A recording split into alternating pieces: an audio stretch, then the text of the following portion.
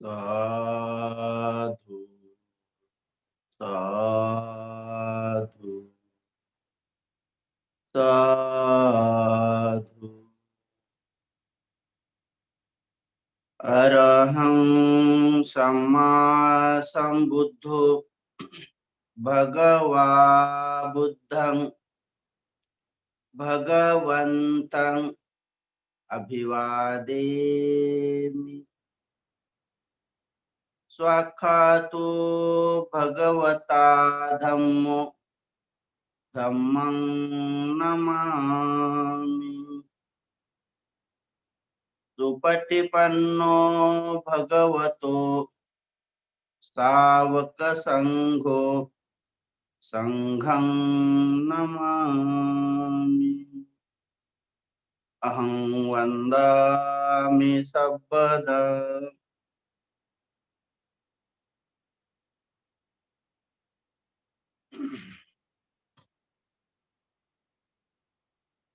तीन रत्नों को प्रणाम करते हुए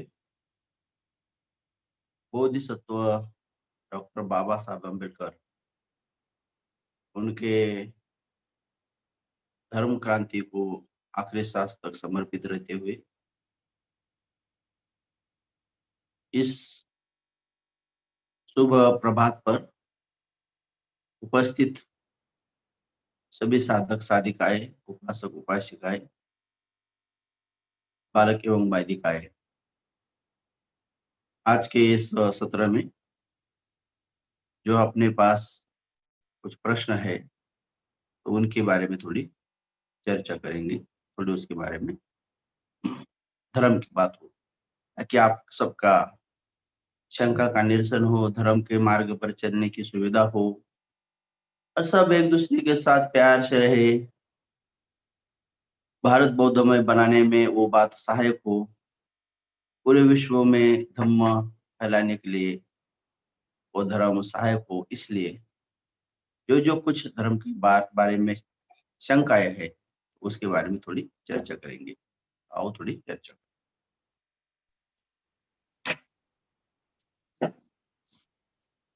म्हणते मंगल हो। आजचा क्वेश्चन आहे म्हणते जी गुरुजी यांचा, ध्यानामधील प्रगतीचे काही संकेत आहे का, आपण अवगत करावे, वंदावी म्हणते। त्यानंतर विजय कानिंदे यांचा प्रश्न आहे की मैत्री करतानाही मनात द्वेष येत असेल तर काय करावे। त्यानंतर सविता रोडे यांचा प्रश्न आहे की 5 स्वप्नाबद्दल सांगा। हे 3 क्वेश्चन आहेत म्हणते। कशाबद्दल? स्वप्न बद्दल सांगा असा आहे त्यांचा प्रश्न। स्वप्न? हा, स्पेलिंग थोडी बरोबर नाहीये पण वाटतंय NSNWAP।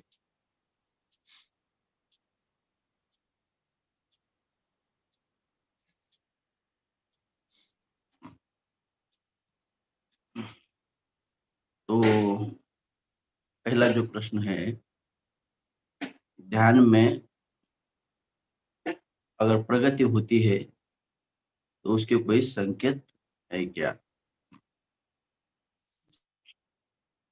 तो सम्यक संबुद्ध के द्वारा मानव जाति के कल्याण हेतु उनको सारे दुखों से पार करने के करुणा चित्त से स्वयं तथागत सम्यक संबुद्ध अपने 80 साल की उम्र होने तक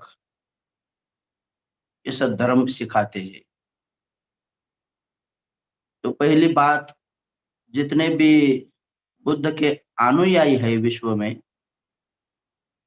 उन्होंने सबने ये बात खूब समझनी चाहिए कि आखिर वो क्या सिखाते थे। बहुत सारे लोग, भारत वर्ष में ज्यादा ज्यादा लोग ऐसे हैं कि वो इस बात को मानते ही नहीं है कि सम्यक संबुद्ध ने विपස්සना के द्वारा ही बोधि ज्ञान को प्राप्त किया है। वे ऐसा कहते हैं कि उन्होंने चिंतन मनन किया। जब उनसे पूछते हैं कि चिंतन मनन किस बात का किया, तो वो इतना ही कहते कि हमें नहीं पता, लेकिन वो विपश्यना नहीं की। तो इतनी भ्रम भ्रांतियां लोगों में फैलाई गई है ध्यान के बारे में, ध्यान के संदर्भ में, विपश्यना के संदर्भ में, और साथ ही साथ बोधिसत्व के नाम की पुष्टि भी लगा दी है। कुछ लोगों ने तो हद कर दी। बात खुद कहते हैं,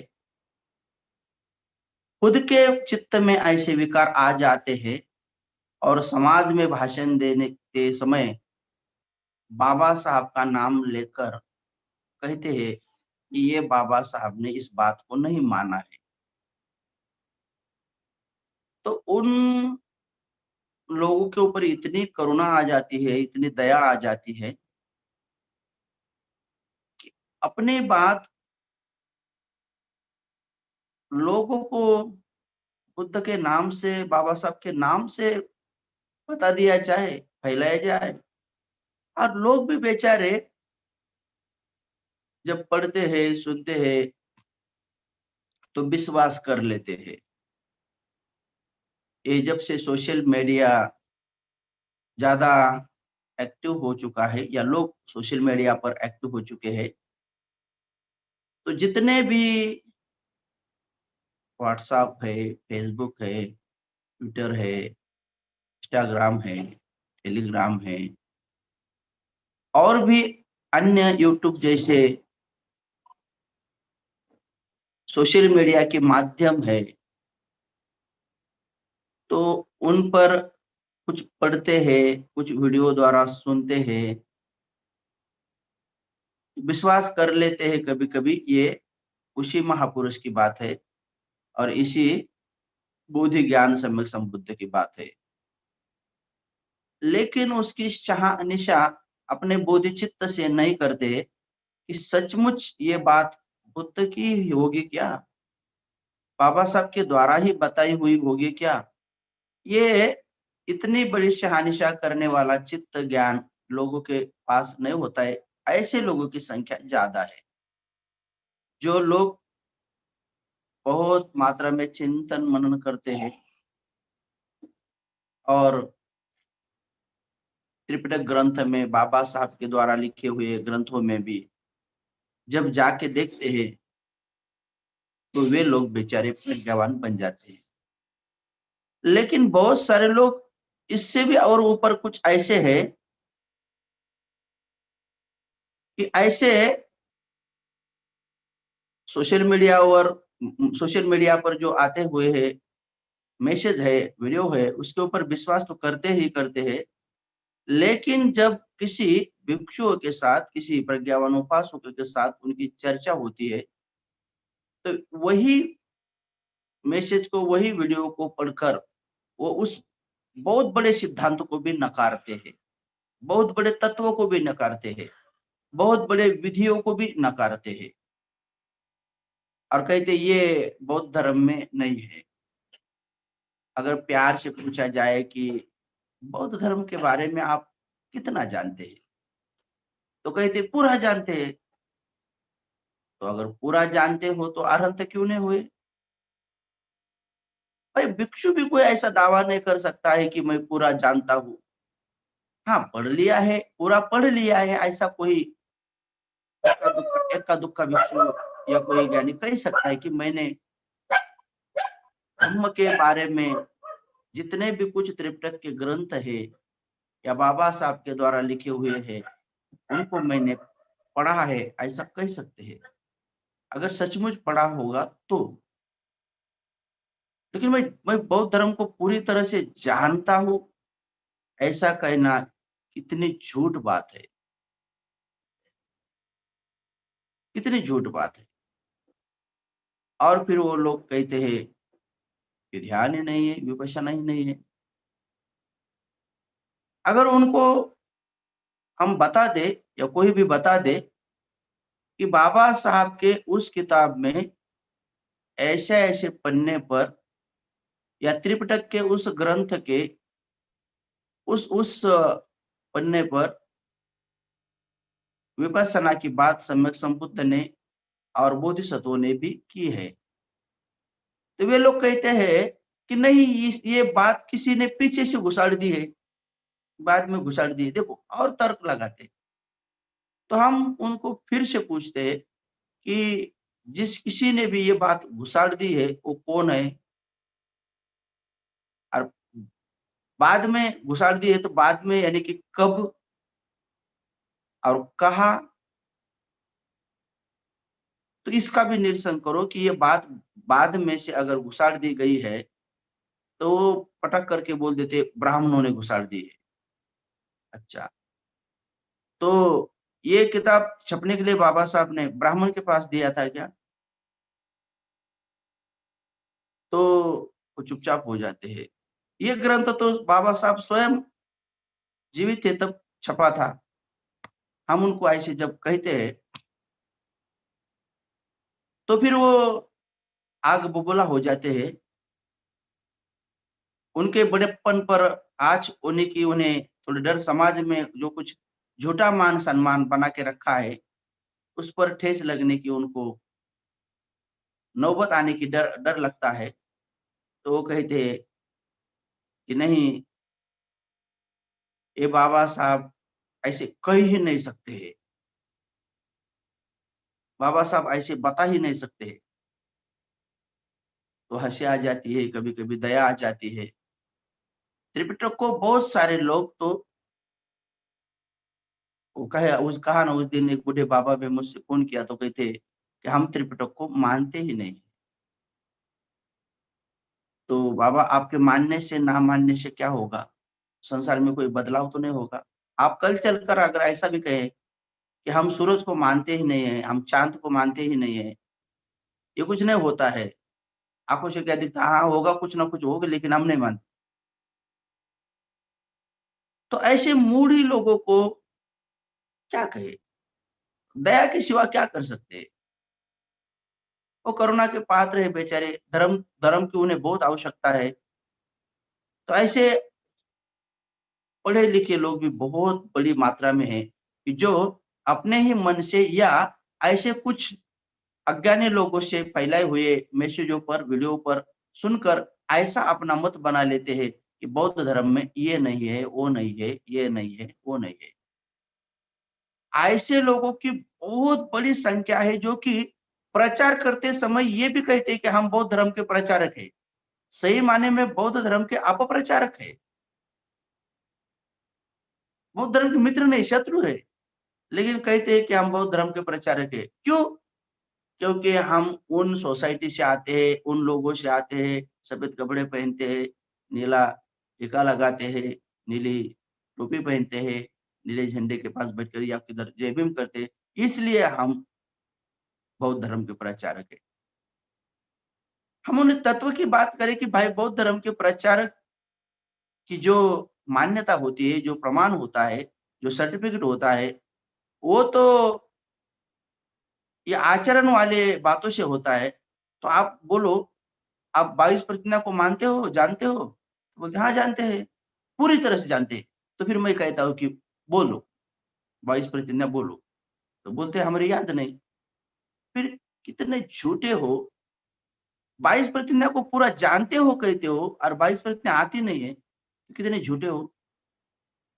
तो बोलते हैं ऐसी थोड़ी बात है, आनी ही चाहिए करके।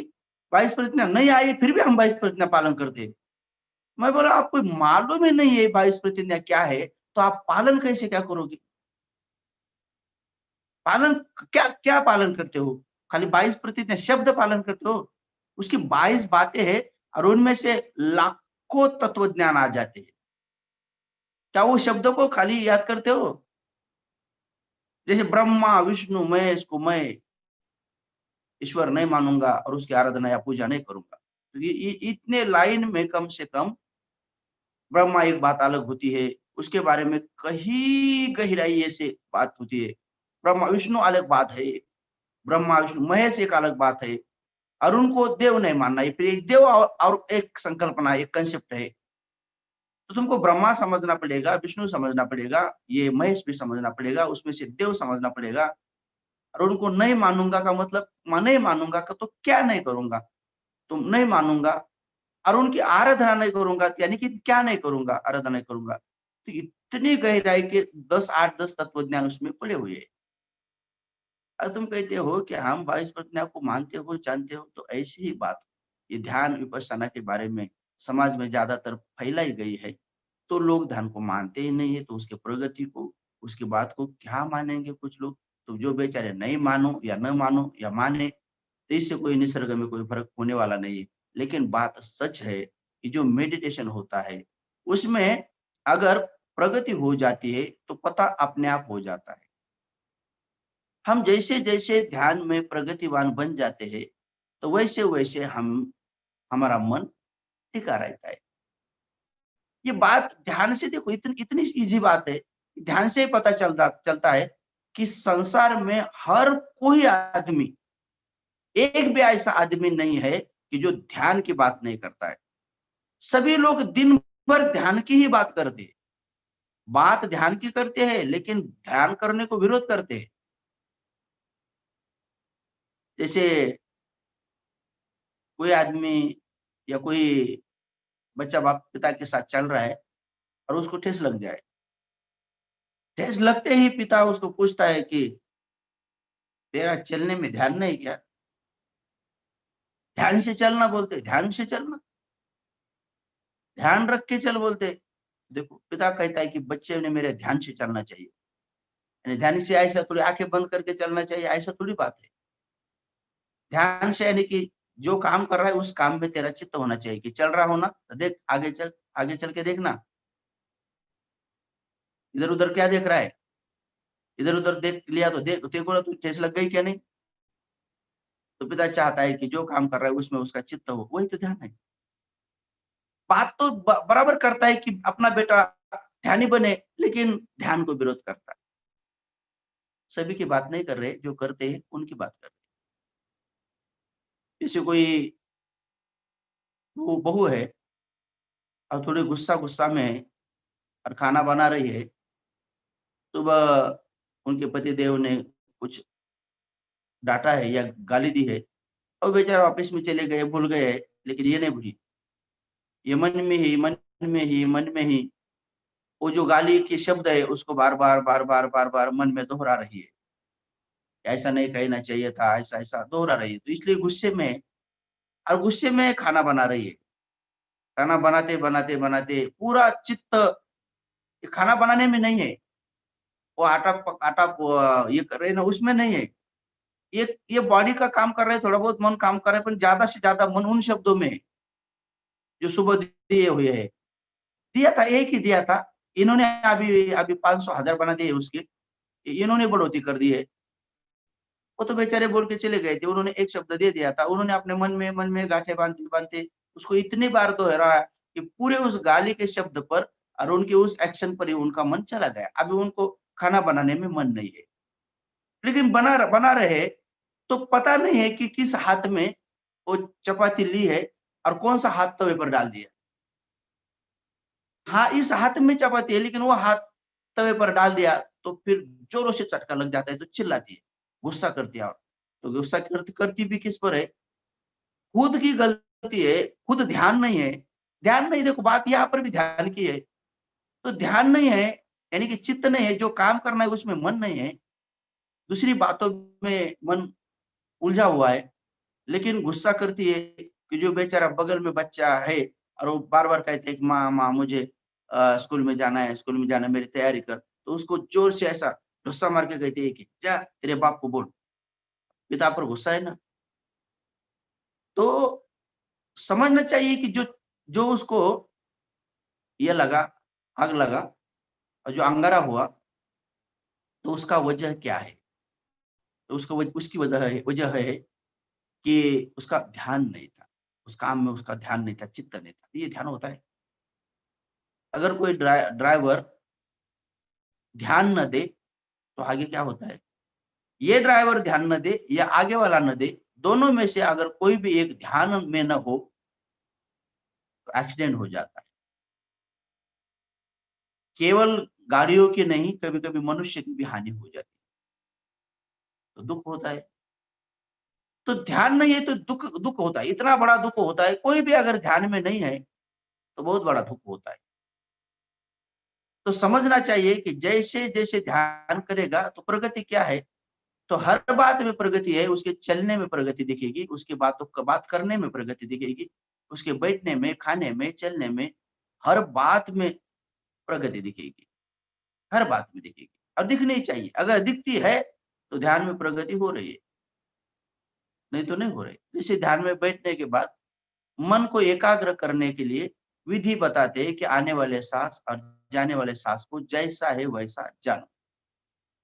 तो जैसे जैसे ही यहाँ पर देखना शुरू करते हैं तो साँस दिखता है, आ रहा है तो वो भी पता चलता है कि लंबा है, लंबा जा रहा है, छोटा आ रहा है, छोटा जा रहा है।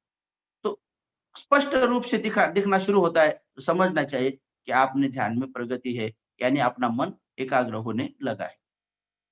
लेकिन अगर मन बार-बार भटकता है और उसको हम अगर प्यार से लेके आते हैं, फिर भी ध्यान में प्रगति है। ये बात प्यार की हो रही है, यहाँ पर कोई गुस्सा नहीं हो रहा है, कोई चिड़चिड़ाहट नहीं हो रही, तो भी ध्यान में प्रगति है। तो ये तो प्राथमिक लेवल की मन को एकाग्र करने की प्रगतियाँ है।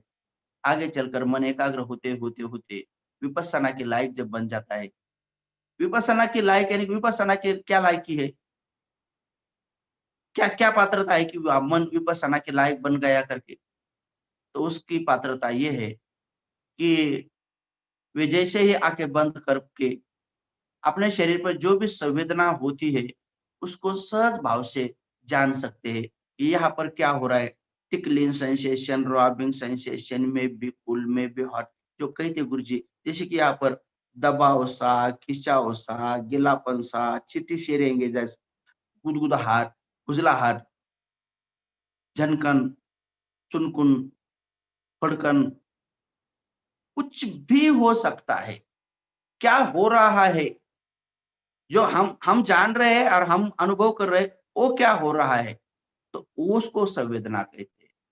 तो अगर वो संवेदना देखना शुरू करता है, पूरे शरीर सर को देख लिया, ये फिर कपाल को भी देख लिया, भुआ से लेकर आँखों को लेकर पूरा चेहरा, नाक से लेकर पूरा देख लिया।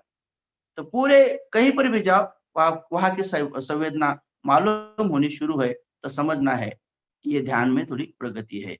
लेकिन यहाँ पर आए हैं, देखते हैं, कुछ भी पता नहीं चल रहा है, लेकिन वहाँ पर थोड़े स्थिर से ठहरे हुए हैं। आँखों से नहीं, मन से ठहरे हुए, कि देखते हैं वहाँ पर क्या है। भले हवा का स्पर्श क्यों ना हो, लेकिन आगे चले। ऐसे करते खुद भी खुद पता चल जाता है कि मेरा मन, मैं 3.5 हाथ के काया में ही रख पा रहा हूँ।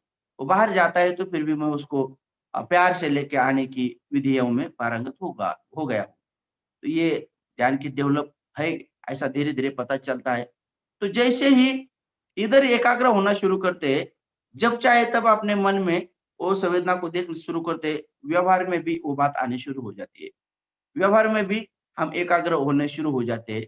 जो जो भी काम में लगे रहते, उस काम में काम करते हैं, इसलिए धोखे कम होते हैं, दुःख कम होते हैं, क्योंकि चल रहे हैं तो अच्छी तरह से देख के चल रहे हैं ना, तो ठेस लगने की संभावना नहीं है। हाँ, खा रहे तो ठीक ढंग से खा रहे हैं, तो यहाँ पर भी कोई परेशानी नहीं है कि कोई ये हो जाए, कोई केस आदि हो, कोई कीड़ा-मकोड़ा हो मुँह में जाए, क्योंकि देख के खा रहे हैं ना। तो हर बात को अगर जानकर उसको उसमें मन लगाते हुए, ध्यान करते हुए, ध्यान लगाते हुए करते हैं, तो धोखे बहुत कम है, नहीं के बराबर हो जाते हैं आगे चलकर। तो उपासक एवं उपासिकाएँ आगे चलकर जैसे ही पता चल जाता है कि पूरे शरीर में संवेदना महसूस होने लगी, उस स्थूल वाले संवेदना को भी साक्षी भाव से जानकर वो भी खत्म होकर सूक्ष्म लेवल वाली जो प्रीति उत्पन्न करती है, प्रशब्द उत्पन्न करती है, उस संवेदना को भी देखने के बाद समता में मन रहने लगा है। और उसके ही बाद प्रशब्द के बाद जब मन एकाग्र हो जाता है कि पता ही नहीं चलता है कि शरीर और मन है क्या नहीं, लेकिन कुछ ना कुछ काम कर रहा है संज्ञा। संज्ञा काम करती है। अगर इधर इधर देखने जा रहा है तो कोई शरीर है ही नहीं, है क्या नहीं है इसे पता ही नहीं चल रहा है। लेकिन ये जो काम कर रहा है, तो जैसे ये ऊपर का ध्यान होता है, अभी प्रथमं ध्यानं जैसे प्रथम ध्यान हो, द्वितीय हो, तृतीय हो, चतुर्थ हो, तो धीरे-धीरे अपने आप पता चल जाता है कि हाँ, मेरे ध्यान में, मेरे मन में, मन एकाग्र होने में और इतना ही नहीं, संवेदना को साक्षी भाव देखने में और उसमें उपेक्षित रहने के लिए इतना भी कुछ अगर गहराई से देखिए कि पूरा शरीर शांत है, शीतल है और कोई पीड़ा नहीं है, तो ऐसा नहीं कहना कि अभी शरीर में पीड़ा नहीं है, तो मैं हो गया सारे दुखों से मुक्त। देखो ना मेरे शरीर में कोई पीड़ा नहीं है, मन में कोई पीड़ा नहीं है, तो मैं दुखों से मुक्त हुआ हूँ। तो अब अभी इस समय तुम्हारा चित्त उस सुखदायी अवस्था में है, लेकिन जैसे उससे बाहर आएगा, तो विकार फिर बनने शुरू हो जाएंगे। अरे ये तो इसलिए उसको ये अंतिम लक्ष्य मत समझो। और भी अंतिम बात है, और भी आगे निब्बान बात है। तो वो ऐसी बात को समझकर जो उपेक्षित रहता है, उसमें ये यही दुःख का मार्ग है और ये उसमें अपेक्षा करके बैठ जाएगा, तो अटक जाएगा। तो नहीं, तो साक्षी भाव से देखना है कि ठीक है, जैसा है वैसा देखा, आगे क्या होगा? तो आगे अपने आप अपना मन उन ध्यानों की गहराइयों में छलांग मार देता है। तो उन ध्यान को, उन उन बातों को, उन सच्चाइयों को, जो शरीर बाहर से दिखता है ऐसा नहीं है, अंदर से सचमुच वो बुदबुदे का पुंज है, ये आँखों से दिखता है। पूरे संसार जो है वही 3.5 हाथ का काया है। वो 3.5 हाथ को काया को देखने के बाद पूरे संसार अपने आप पता चल जाता है, ये ब्रह्मांड, ये लोक और ये लोक एक जैसा है। तो ऐसे साक्षात्कार होने शुरू होते, तो फिर वो गहराई वाला ध्यान में डेवलप है, ध्यान में प्रगति है, वो अपने आप को पता चलता है। और फिर और साक्षात्कार वाली बातें जो होती है, तो वो जो साक्षात्कार उनको होता है, वो उनका उनका अनुभव है। उनका अनुभव दूसरे को शेयर करने से दूसरे को क्या लाभ होगा? दूसरे को कुछ पता ही नहीं चलेगा कि ऐसा क्या हो रहा है। तो जिसका अपना अपना ध्यान का प्रगति अपने आप को ज़रूर पता चलता है और उनके व्यवहार से, उनके चाल-चलन से, उनके बैठने के ढंग से, उनकी बात करने के ढंग से, उनके हर कामों से ज़रूर पता चलता है कि उनमें ज़्यादा कोई चंचलता नहीं रही है। जैसे कोई आदमी बड़ा चंचल होता है, इधर देखेगा, उधर देखेगा, ये देखेगा, वो देखेगा, एक जगह पर नहीं रहेगा, तो उनका चित्त जैसा है वैसा व्यवहार करेगा। ये देखेगा तो हर बात को देखेगा तो अरे लोभ उत्पन्न करेगा, उठाओ क्या, लेओ क्या, क्या करो? नहीं तो माँग के लेगा। तो कुछ ना कुछ ऐसे चित्त में जितनी गड़बड़ है, तो उतना गड़बड़ वाला काम व्यवहार में, बात करने में या शरीर के हलन-डुलन में या सभी बातों में अपने आप आपको वो बात दिखानी शुरू हो जाएगी। तो क्रोधी है तो हमेशा चेहरे पर पता चल जाएगा चेहरे पर। प्रगति हो गई है तो चेहरे पर भी पता चलना शुरू होता है। चेहरे में थोड़ा तेज आना शुरू हो जाता है। ये कपाल में जैसे कि मानो कोई तेल-वेल लगाया भी है, ऐसे चमकना शुरू हो जाता है। नहीं तो तेल लगा के चमकाओगे और कहोगे कि हम बड़े ध्यान में प्रगतिवान हैं, तो ऐसा करने से नहीं है। तो वो अपने आप उनके आँखों में दिखना शुरू हो जाता है। उनके जितने भी शरीर के दिखने वाले जितने इंद्रिय है, तो पूरे शरीर में बदलाव होता है, कोई बात नहीं, 100% होता है। लेकिन उनके चेहरे पर मानो हमेशा हमेशा तेज रहता है, हमेशा खुशहाली रहती है, हमेशा प्रसन्न चेहरा रहता है। ऐसा नहीं कि मानो कोई 12 साढ़े 12 बज गए, उनकी घड़ी बंद ही हो गई, कभी देखो उनका चेहरा ऐसा है कि मानो कोई लदबदा हुआ कीचड़। तो ऐसा नहीं, बड़े खुश है, बड़े प्रसन्न है, क्योंकि मन अंदर से विकार मुक्त हुए जा रहा है। तो मन के विकार निकल रहे हैं, तो प्रकट तो शरीर पर ही होंगे। तो जैसे हम जो भी कुछ कीबोर्ड पर लिखेंगे, तो वो तो सीपीयू के माध्यम से फिर बाद में मॉनिटर पर आएगा। वो जो लैपटॉप का होता है या कंप्यूटर का होता है, तो उस पर ही दिखेगा ना। क्या-क्या कीबोर्ड में किया है, वो तो सीपीयू उधर लेके फिर मॉनिटर पर दिखाएगा। तो भाई जो-जो कुछ अंदर विकार विकार निकल गए, तो वो तो प्रकट तो चेहरे पर ही होंगे। तो चेहरा ये तो मॉनिटर है, तो चेहरे पर पता चल जाएगा धीरे-धीरे कि हाँ, उनका मन एकाग्र है। अब किसी लोभ, द्वेष, मोह बातों में जल्दी आकर्षित नहीं होता है। हाँ, मुक्त नहीं है लेकिन फिर भी मुक्ति के मार्ग पर है, तो चेहरे पर जल्दी पता चल जाता है। ध्यानी लोगों के चेहरे हमेशा खिले-खिले होते हैं। तो इसलिए भगवान बुद्ध के पुत्र भिक्षु लोग बड़े खिले-खिले होते हैं। मानो कि कोई बगीचा में उमले हुए फूल हो। जैसे बगीचा में उमले हुए फूल हो, सुगंध देने वाले फूल हो, वैसे दिखाई देते हैं। जो लोग राग, द्वेष, मोह से भरे पड़े हुए होते, वो तो मुरझे हुए फूल के माफिक होते, कि मानो ये फूल अभी मुरझा हुआ है, उसको पानी ही नहीं मिला है, ध्यान की कोई अवस्था नहीं मिली, तो मुरझे हुए फूल के माफिक दिखते जो है, तो समझना चाहिए उनको तो अभी ध्यान पर ही नहीं है। तो हम लोग कहते हैं ना, कभी-कभी लोग कहते कि भाई तुम्हारा बच्चा किधर है? तो कहा है? तो कोई लोग गुस्से से कहते, "ते पोरगं काय ध्यानावर आहे का? बाई ती पोरगी काय लय ध्यानावर आहे का? आणि काय वागते माय? आणि काय वागू लागलाय बापा?" आणि काय ध्यानावरच नाही, त्याचं पूरं घर ध्यानावर नहीं। ध्यानावर नहीं म्हणजे इसका मतलब क्या है कि भाई सभी लोगों का मन बड़ा चंचल है, एक तो द्वेष दूषित है, राग रंजित है या मोह मूलित है। तो इसका मतलब सीधा-सीधा है कि तृष्णा रूपी जंजाल में अटके हुए है। सभी है, लेकिन ये तो मार्ग पर चल रहे हैं कम से कम, वो तो मार्ग पर भी नहीं है, वो तो विरुद्ध दिशा में जा रहे हैं और भी जाल बनाए जा रहे हैं, अटके ही जा रहे हैं। लेकिन ये लोग जाल तोड़े जा रहे हैं, तो कम-कम हुए जा चेहरे पर दिखता है। तो बड़ा लोभी वाला आदमी का चेहरा और बड़े द्वेष वाले आदमी का जिसके अंदर बड़ा द्वेष है, तो उनके उनके चेहरे पर पता चल जाएगा, जैसे जितने गाँठें हैं, तो गाँठें धीरे-धीरे, धीरे-धीरे इधर भी आ जाएगी, तो गाँठ गठिला ये पूरा का पूरा। हाँ, बूढ़े होने से ये सुरकुती हो जाना ठीक स्वाभाविक है, बूढ़ेपन की अलग है। लेकिन अभी से ही गुस्सा है तो ये सर पर हमेशा गुस्से वाली बातें, ये नाक में, इधर में, आँखों में सब कुछ दिखाई देना शुरू हो जाता है। तो ये ध्यान की ही प्रगति होती है। ध्यान का मतलब होता है, ध्यान कोई ऐसी ऐसी बात नहीं, कोई चमत्कारिक बात को देखना है। विकारों को निकालने के बाद अपने आप अपने शरीर में बदलाव होना शुरू हो जाता है। वो निरोगी होता है। अब ध्यान करने से शरीर निरोगी होता है तो सुदृढ़ दिखता है। ऐसा नहीं मरकुड़ा दिखता है कि जैसे माँ माँ इल्लू-मुल्लू, बाप कुल्लू-मुल्लू। माँ इल्लू-मुल्लू, बाप कुल्लू-मुल्लू। फिर उनके पेट से जन्म लेता है वो जैसे बंदर का पिल्लू। तो ऐसे ऐसे ऐसे थोड़ी होता है। ध्यान वाले लोग बड़े बड़े दिखने में भी बड़े काले रंग के हो, कैसे भी हो लेकिन बड़े तेजवान होते हैं। तो वो तो बदलाव होता ही होता है, डेवलप होता ही होता है। अपने मन से जैसे कोई मेकअप करके अपने चेहरे को अ, ब्यूटीफुल बना देते, कोई स्मार्टनेस बना देते, शरीर पर भी वो वैक्सिंग-विक्सिंग करके उस पूरे जो छोटे-मोटे बाल है उसको निकाल के उसको मुलायम बनाने के और भी कुछ लेपन-वेपन कुछ लगा के हीरो-हीरोइन ऐसे बनाने की कोशिश करते हैं, दिखाने की कोशिश करते हैं कि भाई हम बाहर से बड़े ये है, लेकिन अंदर से क्या है भाई? अंदर की बात जानो। अंदर की बात तुम्हारा मेकअप कम होने के बाद, मेकअप निकलने के बाद पता चलता है कि क्या है करके। तो कब तक मेकअप करोगे? कब तक ब्यूटी पार्लर में जाके अपना पैसा ये खर्चा करोगे? तो भाई ध्यान से बड़ा आदमी ब्यूटीफुल भी होता है, स्मार्ट भी होता है और अंदर से स्मार्ट दया, मैत्री, करुणा से आ जाए, तो पूरा की पूरा उसका ध्यान डेवलप हो गया ऐसा पता ही चलता है।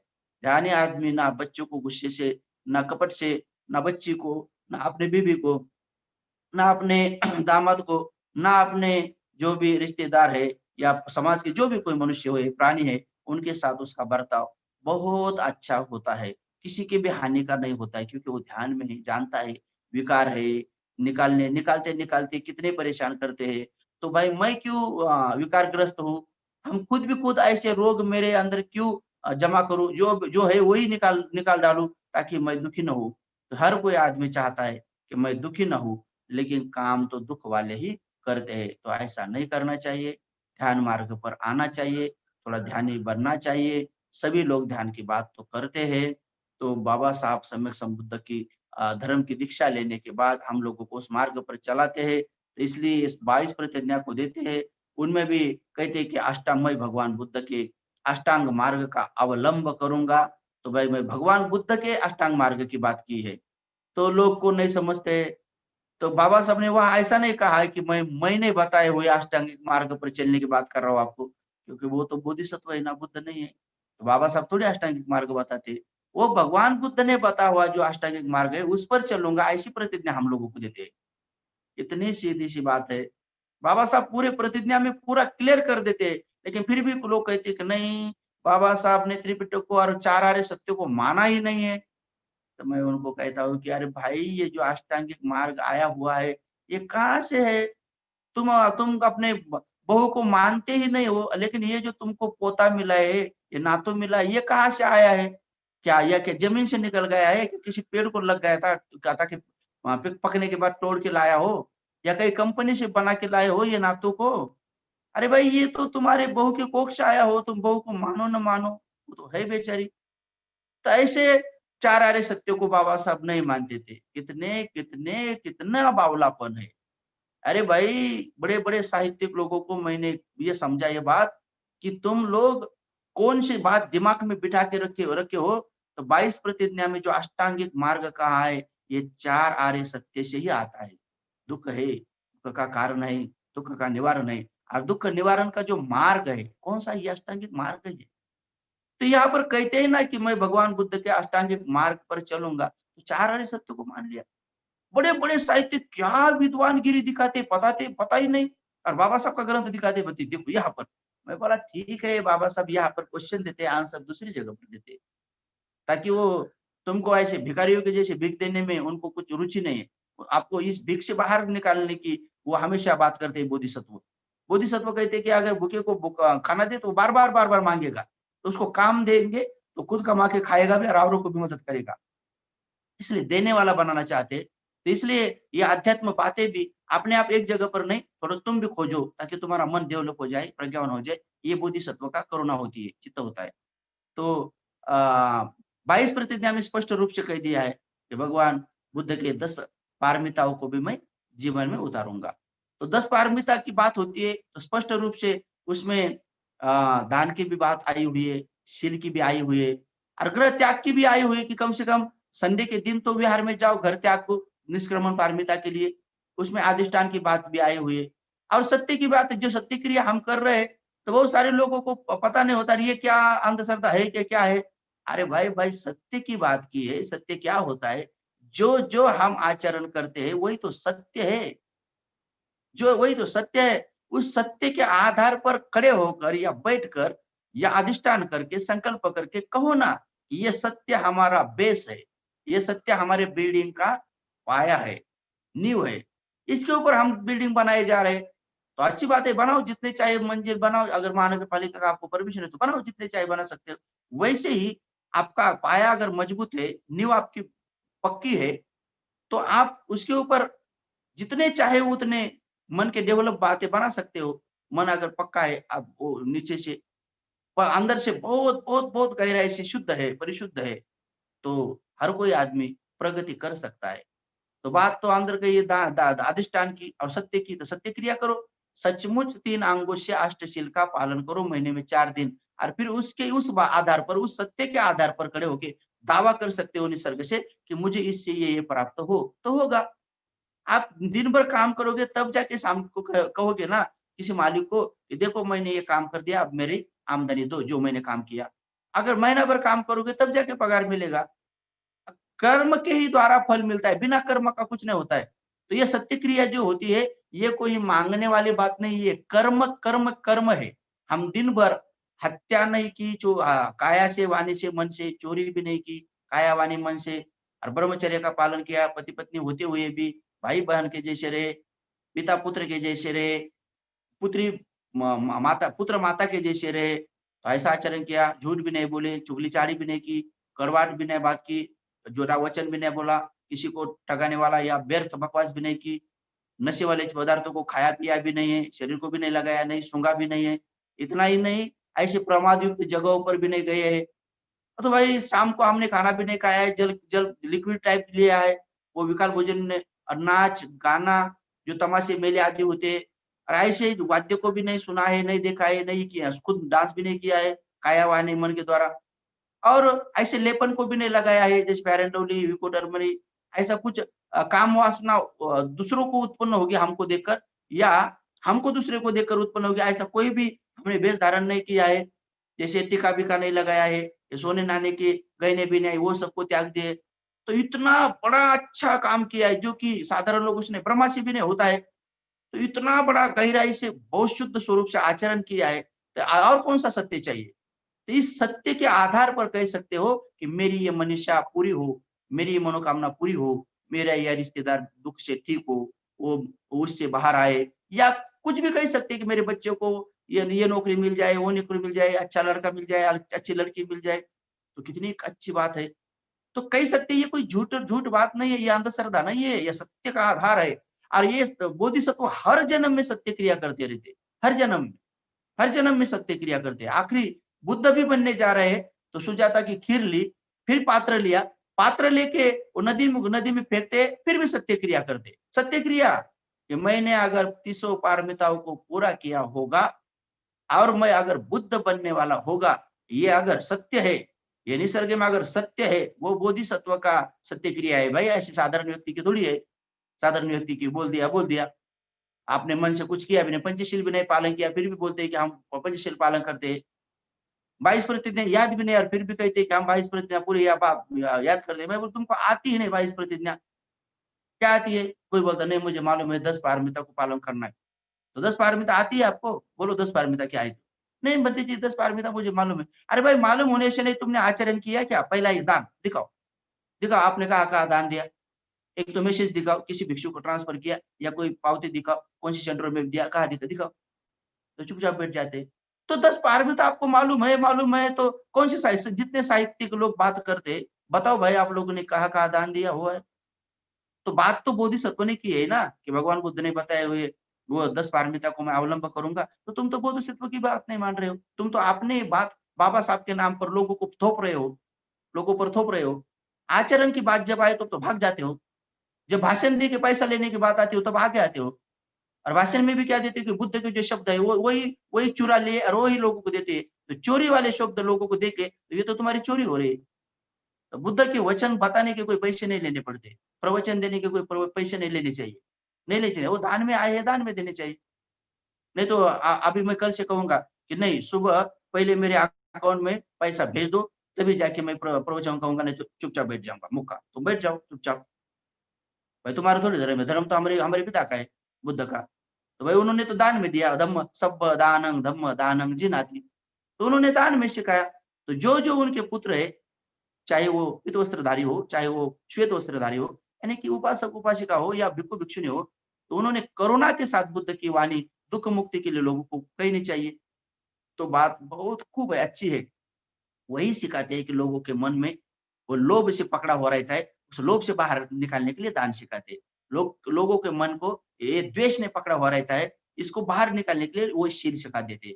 मन के ये चित्त को बड़े मोह ने गहराई से जाके उनको बांध के रखा रखा होता है, इसलिए वो समाधि की बात करते हैं कि इस जंजाल से बाहर पड़ो। ये बड़ा खतरनाक जाल है। तो इसलिए इन 3 बातों को निकालने के लिए इन 3 सद्गुणों को कहते हैं। दान करो, शील पालन करो, समाधि का अभ्यास करो। भिक्षु है तो शीलवान बनो, समाधिवान बनो और प्रज्ञावान बनो, ताकि लोगों को तुम अच्छा खासा खेत बन जाओगे। पुण्यं खेतं लोकस्याति। तो आओ ये प्रश्न आज जो पूछा गया था, तो उसका गहराई से यही अर्थ है कि समाधि में या ध्यान में हम डेवलप हुए, ये साधारण लोगों को भी हमारे तरफ देखने से पता चल जाता है और हम भी खुद अपने तरफ देखने से पता चल जाता है कि पहले मैं कितना गुस्से वाला था, अब मुझे गुस्सा आता भी है तो तुरंत मैं साँस को देख लेता हूँ, चला जाता है। पहले मैं कितना लोभी था, चाहता था कि मैं सुखी रहूँ, बाकी लोग भले दुखी रहे, कुछ रहे, हर बात मुझे ही मिले, हर बात मुझे ही मिले, सोना-नाना, पैसा, हड़का, कपड़ा-लत्ता, धन-दौलत मुझे ही मिले। मेरे बाकी भाई लोग भूखे मरे, लेकिन मैं उसको लेकिन आजकल ऐसा नहीं। आजकल मैं कहता हूँ जो मुझे मिलता है वो मेरे भाई लोगों को और सबको मिले, इसलिए मैं उनको भी पैसा देता हूँ, दान देता हूँ और मेरे परिवार को भी मैंने बाहर निकाला है। तो खुद भी खुद पता चलता है, मेरे समाज को भी मैंने बाहर निकाला है। और जो लोग गरजू है बेचारे, सचमुच उन्हें उनको आवश्यकता है, तो उनको भी देना देना शुरू कर दिया है। तो पता चल गया है कि मेरे ध्यान में डेवलप है। नहीं तो कोई आदमी कहेगा मैंने बड़े शिविर किए हुए हैं, 50 किए हैं, दीर्घ भी किए हैं, यहाँ तक नहीं मैं आचार्य भी बन गया हूँ। लेकिन आचार्य बनने के बाद भी आचार्य बन गए हो, तो आचरण करना आना चाहिए ना। आचार्य का मतलब क्या होता है कि भाई तो मैं ऐसे उच्च अवस्था पर गया हूँ कि मैं खुद आचरण तो करूँगा, लेकिन दूसरों को भी आचरण करने की सिखाने की हैसियत रखता हूँ। उसे आचार्य कहते हैं। आचार्य आचरण करने में आर्य हो गया हूँ। तो भाई आचरण करने में तो अनाड़ी दिख रहे हो, अनाड़ी दिख रहे तो आप फिर भी आचार्य कह दो, फिर भी प्राचार्य कह दो। तो आचार्य से ही प्राचार्य ये शब्द चला आया है कि जो आचरण करने में अग्र बन गया और आर्य बन गया, तो वही आगे चलकर लोगों को प्रज्ञा की बात सिखा सकता है, इसलिए उसको प्राचार्य कहा। अनेक प्रज्ञा वाली बातें लोगों को सिखा सकता है। लेकिन ये तो प्राचार्य तो भ्रष्टाचार कर रहे। तो बात गहराई से समझनी चाहिए कि जितने भी शब्द तुम्हारे ये सोशल सामाजिक संगठन में या तुम्हारे एजुकेशन में, जहाँ वो आज पूरे संसार में जो पड़े हुए हैं, वो सब बुद्ध से आई हुई बातें हैं। तो फिर तुम काहे के प्राचार्य हो? अगर तुम भले हो, अच्छे हो, सचमुच गुरुजियों को भी, शिक्षकों को भी, प्रोफेसरों के साथ भी व्यवहार अच्छा करते हो और विद्यार्थियों को सच में विद्या में आर्थी बना देते हो, कि उसकी विद्या विद्या का कुछ ना कुछ अर्थ निकल जाएगा। नहीं तो ऐसा क्या, उसको विद्या ही दी नहीं है और कुछ अर्थ ही नहीं निकल गया और बेचारा खाली डिग्री लेके घूम रहा है इधर-उधर, उधर-उधर। अरे भाई तुम काहे के विद्या अर्थी हो?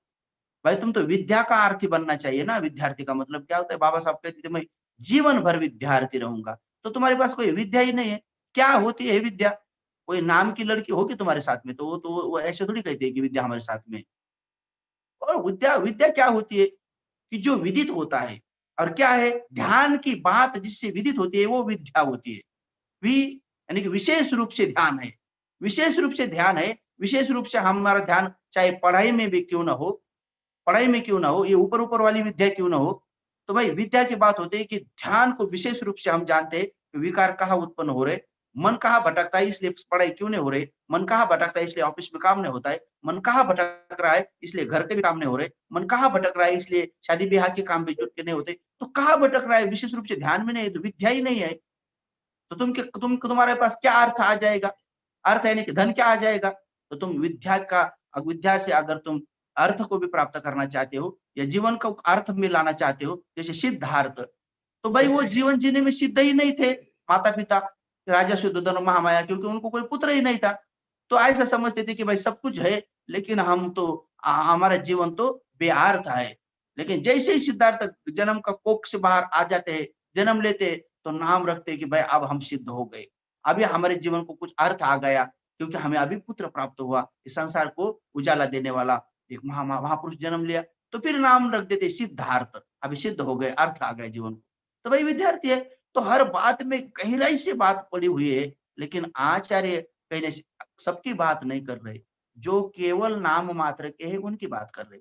जो सचमुच आचार्य भी है, आचरण भी करते हैं, उसमें आग्रह भी है, आर्य भी बन गए, आचार्य भी बन गए और दूसरों को भी आचरण करने की खूब मैत्री भावना रखते, तो सचमुच आचार्य है। बड़े आदरणीय है, बड़े पूजनीय भी है। तो होना चाहिए सबने। भिक्षु लोगों को भी बार-बार आचार्य करते, कल्याण मित्र भी बनो। भाई तुमने कोई किसी का कल्याण ही नहीं किया, फिर भी मित्र बने हुए हो। मित्र के क्या गुण होते, क्या लक्षण होते, ये सेपरेट चैप्टर है, बाद में मैं ले लूँगा। ये ध्यान के डेवलप में ये सब बातें आ रही है, तो आज के दिन यहाँ पर भी थोड़ा समाप्त करना चाहिए, कि ताकि लोगों को हर विषय में गहराई से पता चले। ठीक है, आप लोगों को भी लगता है मैं बोलते जाऊँ, आपको सुनने का बड़ा ये होता है, तो मुझे मुझे कुछ दिन के बाद रिजल्ट चाहिए। नहीं तो कोई बेचारा शिक्षक पढ़ाए जा रहे और उनके विद्यार्थी पता ही नहीं है बेचारे, आप ये आग्रह हो गए क्या नहीं है, तो रिजल्ट भी चाहिए। तो मानो कोई अगर आचार्य है, बहुत ध्यान करता है, कोई विपश्ची साधक है, तो क्या साध लिया तुमने? तो भाई विपश्चिक साधिका है, तो क्या साध लिया? तो क्या साध्य हो किया आपने? तो प प प पता होना चाहिए ना। तो भगवान बुद्ध ने ये विधि ये विपश्यना किस लिए सिखाई है? किस लिए सिखाई थी? क्योंकि कुछ ना कुछ साध्य हो, तो साध्य तब हो जाएगा जब राग, द्वेष, मोह कम हो जाएगा। तो दान दान देकर हमने साध्य कर दिया है, शील पालन करके हमने साध्य कर दिया है और समाधि करके, मन को एकाग्र करके हम साध्य कर दिया, उसको साधक कहते हैं। ऐसा नहीं कि 10 दिन का शिविर करके आया, अभी हमको उपाधि मिल गई, हम साधक है। काहे के साधक हो? तुम तो भेदक हो, तुम तो उधर आके भेद कर दिया इधर तो। तुम तो काहे के साधक हो? मैं साधिका हूँ, काहे की साधिका हूँ? तुमने तो कोई भी यहाँ पर आकर काम नहीं किया, तुम तो साधिका नहीं, तुम तो भेदिका हो। तुमने तो अपने बच्चे-बच्चे में तो गुस्सा कर दिया, घर में तो बहू चली गई अभी गुस्से से। भाई साधिका हो, तो साधना चाहिए, एक-दूसरे में प्यार साधना चाहिए, एक-दूसरे में मिलाहट साधनी चाहिए, समाज-समाज को जोड़ना चाहिए, मनुष्य-मनुष्य को जोड़ना चाहिए। तो कितनी गहराई की, कितनी अच्छी बात होती है। तो साधते नहीं है, फिर भी साधक कहे जा रहे हैं। तो जो झूठी बात लेकर वही वो जो पहले तो विकार है ही है, पहले विकार अपने अंदर है, फिर भी हमें उपासक कहो, ये बोझ और क्यों लेके जा रहे हो? उपासक बने ही नहीं है। उपासक, अभी उपासक बने ही नहीं, महाउपासक क्या बनेंगे? ऐसा थोड़ी होता है किसी को ₹500 दे दिया और किसी को ₹1000 दे दिया और वो भंते जी ने बड़े खुशी से बोल दिया, "ओ आओ महाउपासक।" अरे वो भंते जी को भी कुछ आता नहीं और तुम्हें तो भी कुछ आता नहीं और हुए जा रहे महाउपासक। गुस्से से नहीं कह रहे, प्यार से कह रहे, क्योंकि बुद्ध ने कह दिया है कि महाउपासक जब सम्यक संबुद्ध होते हैं तब उनके सामने उसी समय जन्म लेते हैं और वो स्वयं जिसको कहते कि ये महाउपासक है वो एक ही रहती है महाउपासिका और एक ही रहते हैं महाउपासक। तो भगवान के समय में अनाथ पिंडक वे अकेले महाउपासक थे और वो महाउपासिका विशाखा थी। अब जब दूसरे सम्यक संबुद्ध आएंगे तब बनेंगे। आप तुम प्रयत्न करते रहो तब जाके बनेंगे। लेकिन आप संसार में तो बहुत सारे लोगों को हम सुन रहे, बहुत सारे लोगों को पहले 2-3 थे और भी अभी 2-3 बन गए, बहुत वो बन गए। क्या उनके नाम दोहराए, आप खुद भी खुद जानते हो। नाम दोहराने से कभी-कभी द्वेष हो जाता है और कभी-कभी वो अपने विरुद्ध में कुछ और ही बुद्धि जी हमारे नाम से ऐसे कहते हैं। भाई हम आपके विरुद्ध में नहीं है, आपको झूठी उपाधि दे रहे लोग, आप भी झूठे बातों में जीवन जी रहे। अरे सचमुच के महाउपासक बनो, बहुत पुण्य की कल्याणकारी बात होती है, सचमुच कल्याणकारी। महाउपासक ऐसी साधारण चीज नहीं है। अरे कितने कल्याणकारी है।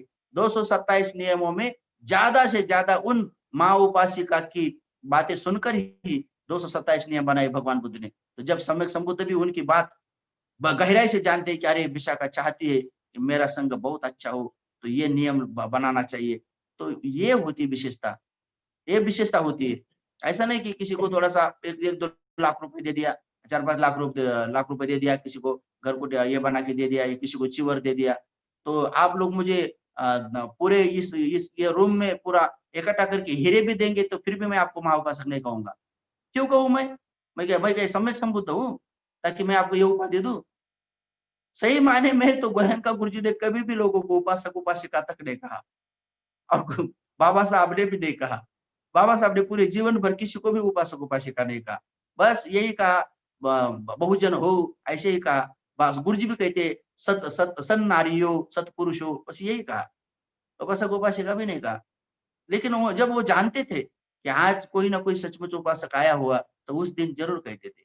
लेकिन भिक्षु जब-जब जाते थे, तब कहते थे कि आदरणीय पूज्य भिक्षुगण कहते थे। क्योंकि वो जानते थे कि इनमें कोई ना कोई आदरणीय है और कोई ना कोई पूज्य मार्ग पर चल रहा है, तो कहते थे। क्योंकि ऐसे महापुरुष झूठ नहीं बोलते। क्यों झूठ बोलेंगे? उन्हें किसका डर है और काय का डर है? तो इसलिए बाबा साहब ने भी देखा था कि अभी ये उपाधि को प्राप्त नहीं हुई है, तो माताएँ, पिताएँ और भाई-बहनों और बुद्ध के अनुयायियों, बाबा साहब के अनुयायियों, हम लोगों ने इस जंजाल से बाहर निकलना चाहिए और सही ध्यान मार्ग पर चलकर सही ध्यान की प्रगतियाँ समाज में दिखनी चाहिए।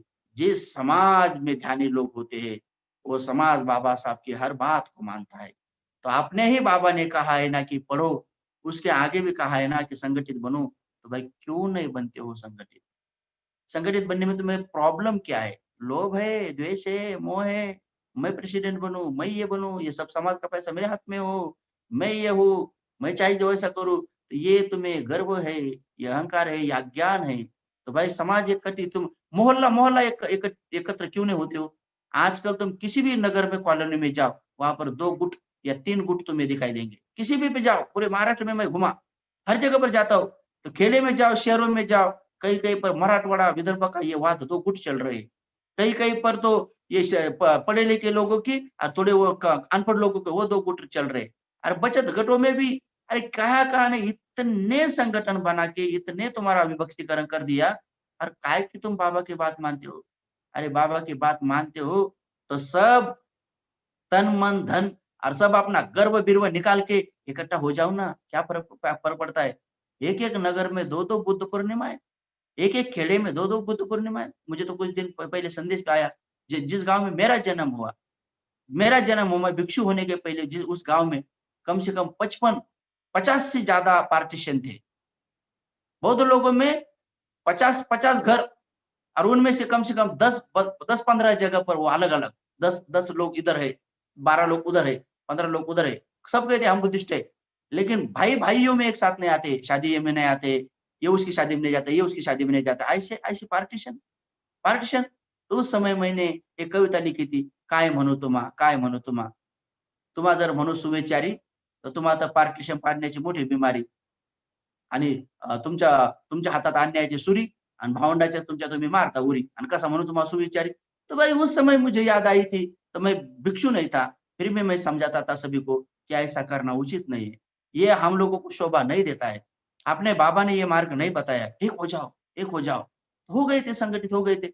अब मैं उस गाँव में नहीं जाता हूँ, ज़्यादा नहीं जाता हूँ, कभी भी नहीं आता हूँ। तो अब पता चल गया है तो अभी उन्होंने और पार्टनरशिप बना दिया तो क्या करें? क्या करें? किसी को भला मार्ग, अच्छा मार्ग बता दिए, तो कहते कि नहीं अभी तो फिर भी कुछ बच्चे दारू पी रहे हैं, तो अब क्या करें? उनको कह दिया था, जब कह दिया कि बेटा दारू पीना अच्छा नहीं है, देखो इन लोगों के घर कितने अच्छे बन गए, तुम्हारा भी बनना चाहिए, तो तुम भी थोड़ा पैसा धन कमाने में लग जाओ, ऐसा करो। तो बहुत सारे लोगों को डेवलप का मार्ग बता दिया, तो कुछ लोग आगे चलकर फिर पीछे आना चाहेंगे, तो दोस्तों उनका है, बाबा साहब का थोड़ी है, बुद्ध का थोड़ी है, भिक्षु का थोड़ी है। तो बस सचमुच के ध्यान मार्ग पर चलो और अपने समाज को सचमुच ध्यानी बनो। आपने समाज के पूरे पूरे चेहरे देख के वो जो बेचारे अपने भाई लोग जो दुःख में पड़े हुए, वो भी देख कर कहेंगे कि अरे ये कितने खिले-खिले फूल के माँ के, इनके पूरे पूरे घर देखो, हर बुद्धिस्ट आदमी के घर में जाने के बाद वो खिले-खिले फूल की तरह रहते, किसी को में कोई लोभ नहीं, कुछ नहीं, किसी को कोई ठगाने की बात नहीं, कुछ नहीं। आपने तो लोग घर से बाहर ही ठगाने के माध्यम से निकलते। आपने बहुत सारे ज़्यादा से ज़्यादा कार्य करते लोग जितने भी हैं, वो यही सोच के निकलते हैं बाहर कि आज मैं किस-किस को ठगाऊँ ताकि मेरा घर चले। अरे भाई तुम्हारे घर ठगाने के ऊपर ही चलाते हो, तो काय के तुम कार्य करते हो? कार्य करते काय के हो, तुम तो कार्य करते हो। तो भाई हम किसी से गुस्सा नहीं करते, हम तो सही-सही बोल देते हैं क्योंकि हम हमें ये बातें अच्छी नहीं लगती। अपने बाबा को मार्ग पर शोभा नहीं देती है। ये शोभनीय बातें नहीं है इसलिए कह देते हैं। ये निकालनी चाहिए ताकि कोई हम पर गुस्सा करे इसलिए नहीं कहते या हम किसी के ऊपर गुस्सा करें। हम कहते हैं कि अपने बाबा के मार्ग पर चलो, अगर चलेंगे तो क्यों कहेंगे? वो तो आपका तो अभिनंदन करेंगे, पूरा जीवन भिक्षु लोगों ने आप पर बिता दिया है। इसलिए बत बिता दिया है क्या? ताकि भिक्षु लोगों की निंदा हो, एक-दूसरे की निंदा हो। कोई किसी की निंदा न करे, सब अपने भाई-भाई के जैसे बाबा साहब को अगर पिता मानते हो, जो आदमी बाबा साहब को पिता मानता है, तो अपने आप सभी संगठन अपने भाई बन जाते हैं, बहनें बन जाते हैं। तो भाई भाई के साथ ऐसे रहेंगे, बहनों के साथ ऐसे रहेंगे, तो नहीं रहना चाहिए। तो सभी मानव जाति के ऊपर प्यार करने वाले बाबा के अनुयायी होते हैं, वो संगठन होता है। तो संगठन बनाओ और फिर बाद बाद में जाके संघर्ष करो कि यानी कि झगड़ा नहीं, पढ़ने के बाद संगठित बनने के बाद संघ बन जाता है। संघ बने कि भिक्षुओं का, भिक्षुणियों का, उपासक का, उपासिका, ये 4 संघ बन जाते हैं और ये 4 संघ होने के बाद ही सही मायने में हर्ष वाली बातें हो जाती है। इसको संघ हर्ष कहते हैं। संघ में मिलकर हर्ष करो। संघ तो बनाओ पहले। तुम संगठन बनाए जा रहे। तो मैं कहता हूँ कि ऑल इंडिया उपासक संघ, ऑल इंडिया उपासक संघ एक ही संघ होना चाहिए। ऑल इंडिया उपासक संघ। हमने उसको वही नाम दिया है। और ऑल इंडिया उपासक संघ में सम्मिलित हो जाओ। हम कुछ दिन के बाद उसके रजिस्ट्रेशन करने शुरू करने वाले हैं। तो ये तो बुद्ध ने वो निकाला हुआ है ये। तो बुद्ध ने निकाला हुआ जो संगठन है उसमें उसमें आना चाहते हो कि ये बाकी वाले राग द्वेष मोह वाले लोग कहीं से भी पैसे लेते हैं इलेक्शन के टाइम उनमें सम्मिलित होना चाहते हैं। देखो आप लोग किसके साथ सम्मिलित होना चाहते हो। तो ऑल इंडिया उपासक संघ, पूरे ऑल इंडिया का उपासक संघ एक हो। फिर बात आगे चलकर अगर बात बनी 10-15 साल के बाद तो पूरे ऑल ऑल वर्ल्ड उपासक संघ एक ही बन जाएंगे। तो पहले ऑल इंडिया उपासक संघ बनाओ। तो ऑल इंडिया उपासक संघ में आप जिस गांव से आते हो, जैसे कि मानो कोई हिंगोली से आते हैं, तो ऑल इंडिया उपासक संघ शाखा हिंगोली, ऑल इंडिया उपासक संघ शाखा औरंगाबाद, ऑल इंडिया उपासक संघ शाखा उल्लासनगर, उस्मानपुर, जो जहां आप हो, जिस गांव में है, बस यही नाम दो और दूसरा कुछ नाम मत दो। ऑल इंडिया उपासिका संघ, ये एक ही नाम से हो। नहीं तो तुमने तो कितने बनाए भाई, रमाई बनाए, भीमाई बनाए, सावित्रीबाई बनाए और क्या-क्या बनाए। तो सावित्रीबाई के जैसा आचरण तो कुछ भी नहीं। वो जितने भी महिला एक साथ है, उनमें एक एक में भी सावित्रीबाई के जैसा आचरण नहीं है। एक में भी भीमाई के जैसा, मानो रमाई के जैसा, मानो आम्रपाली के जैसा, मानो सुजाता के जैसा, विशाखा जैसा, नाम तो बड़े-बड़े दे के रखे। नाम तो बड़े-बड़े दे के रखे, लेकिन उनको देखते हैं तो उसमें तो कुछ भी नहीं दिखाई देता है और बर काम भी दिखाई नहीं देते। तो एक ही हो ऑल इंडिया उपासक संघ और पूरे भारत में एक ही हो ऑल इंडिया उपासिका संघ और एक ही हो ऑल इंडिया भिक्षु संघ और एक ही हो ऑल इंडिया भिक्षुणी संघ। ऐसे बीच में नहीं नहीं निकाले कि नीचे शाखा हो, अलग-अलग महाराष्ट्र की हो, हर जिले जिले की हो, तो नाम भी दूसरा नहीं देना चाहिए। जितने भी तुमने संगठन बना के रखे हैं, रहने दो, आगे चलकर उसको एक ही इसमें सम्मिलित करो कि भाई हम आप कौन हो? तो हम ऑल इंडिया उपासक संघ के सदस्य हैं। हम ऑल इंडिया उपासिका संघ के सदस्य हैं। तो देखो पूरे भारत में कैसा संगठन होता है। हम बहुत जल्दी वो भी निकालने के लिए जाएँगे ताकि भारत बौद्ध में बनाना है। तो हर बात बुद्ध की होनी चाहिए, हर बात बाबा साहब की होनी चाहिए, अपनी नहीं होनी चाहिए। हमारा अंत नहीं है यार, हम हमसे गलती हो सकती है। हम अपने मन से कुछ संगठन बनाए तो उसमें गलती ज़रूर हो सकती है। क्योंकि आपने मन में कुछ ना कुछ आपके प्रति लोभ होगा कि लोग संगठन बन के मेरा ऐसा ऐसा करे। लेकिन बुद्ध ने जो संगठन करने के लिए कहा है, बाबा साहब ने जो कहा है, वो मानवता की बात करते हैं, वो इक्वालिटी की बात करते हैं, वो तो फ्रीडम की बात करते हैं, फ्रीडम की बात करते हैं। तो सच में स्वातंत्र्य, समता, न्याय, नीति, बंधुत्व की बात मैं तो कहे जा रहा हूँ, कहे जा रहा हूँ, ठीक है, स्टॉप कर देते। फिर और भी बातें बाद में कहेंगे। तो ध्यान की बात में प्रगति होती है, लोगों के चेहरे से देखकर, चलने, बैठने, उठने से, उनके व्यवहार से, हर बातों से, उनके काम करने के ढंग से। जैसे ऑफिस में काम कर रहा है और पहले बहुत जल्दी थकता था, अभी थकता भी नहीं है, तो समझना ध्यान में प्रगति है। क्योंकि राग, द्वेष, मोह नहीं है ना। तो अगर हर बात में डेवलप होती है और दिखती है, साधारण लोगों को भी दिखती है। अगर कोई ध्यान ही नहीं है, उसको भी दिखती है और दिखनी चाहिए। अगर है तो ध्यान में प्रगति है, नहीं है तो डिमोशन है, प्रमोशन नहीं है। तो सबका प्रमोशन हो, डिमोशन में कोई न रहे, किसी की भी अधोगति न हो, सबकी प्रगति हो, सबकी उन्नति हो, सबकी महाप्रगति हो। और बाबा साहब के इस मार्ग पर, जो बताए हुए मार्ग पर चलकर आखिर सम्यक संबुद्ध के उस अंतिम अवस्था को सभी प्राप्त करे। निब्बान की प्राप्ति सबको हो, भारत बौद्धमय हो, विश्व धम्म राज्य हो, सबका मंगल हो। भवतु सब मंगलम, भवतु सब मंगलम, भवतु सब मंगलम।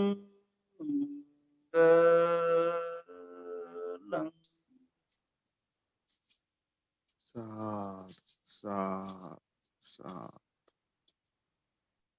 सर्व उपासक उपासिकासाठी सूचना की श्रामणेर जो संघ 6 डिसेंबर महाप्रयाण दिवसाच्या अनुषंगाने आपण बनवणार होतो, त्याचे पूर्ण नाव आलेले आहेत, थोडे जास्त झालेले आहेत. तर कृपया आता आपण ते थोडंसं नामाची लिस्ट थांबवत आहोत. कारण आपल्याकडे जेवढे चिवर आहेत, तेवढेच आपण देऊ शकतो. भविष्यात 1,00,000 लोकांना श्रामणेर दीक्षा द्यायची, तेव्हा तुम्हाला नक्की सहभागी होता येईल.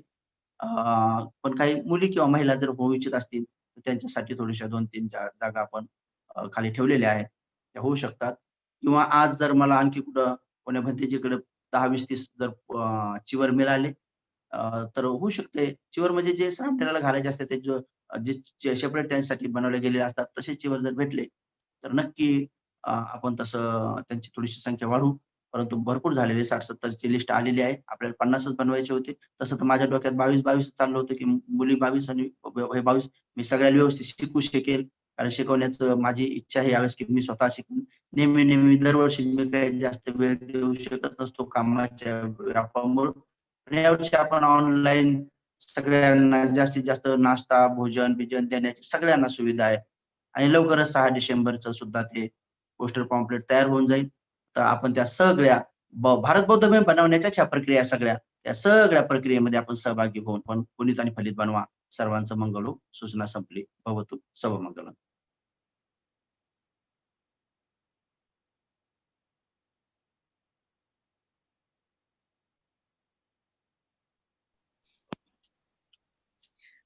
आज आपण इथेच थांबणार आहोत. कोणाचे काही पर्सनल क्वेश्चन असणार तर कमेंट बॉक्समध्ये भंतेजींचा नंबर शेअर केला आहे. आपण त्यांना पर्सनल कॉल किंवा मेसेज करून विचारू शकता. सर्वांनी व्हिडिओला लाईक करा व शेअर करून आपली पुण्यपारमिता अर्जित करा. तसंच ज्ञान सत्यशोधक या चॅनलला सबस्क्राईब करून बेल आयकॉन प्रेस करा, जेणेकरून तुम्हाला पुढील प्रवचनचे नोटिफिकेशन मिळत राहील. वंदामी भंतेजी. सर्वांचे मंगल. सर्वांना मैत्रीपूर्ण जय भीम.